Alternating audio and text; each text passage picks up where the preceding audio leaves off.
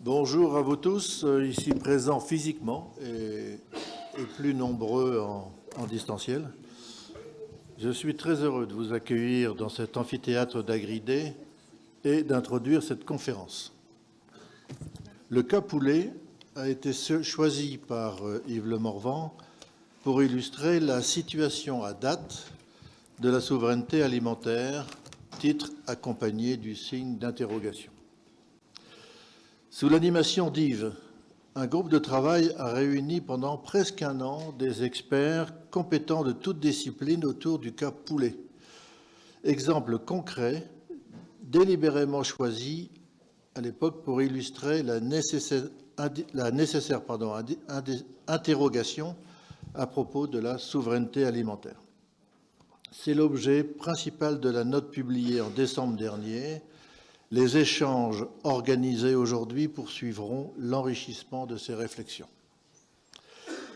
La mise en valeur de cette note auprès des décideurs politiques, des médias et vers le grand public, lors des récents mouvements qui ont concerné toutes les branches d'activité agricole, a signifié l'intérêt, voire l'urgence de cette préoccupation partagée par l'ensemble des filières, dont au premier chef la filière agricole.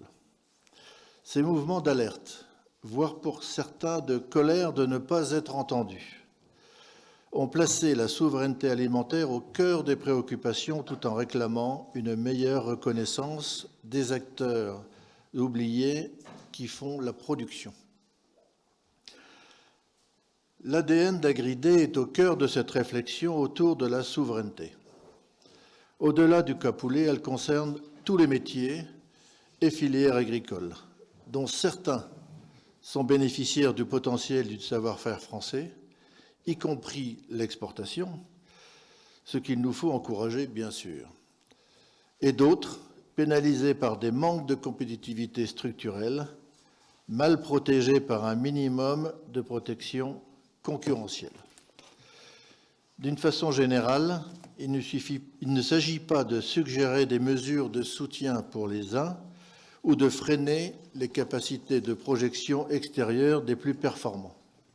Il s'agit d'être cohérent afin de mettre les entreprises dans les meilleures conditions de leur expression économique et sociale.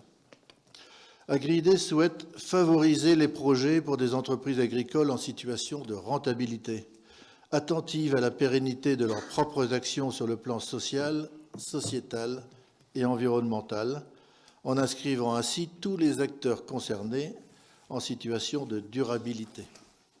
Et bien sûr, en se préoccupant de la satisfaction du consommateur français.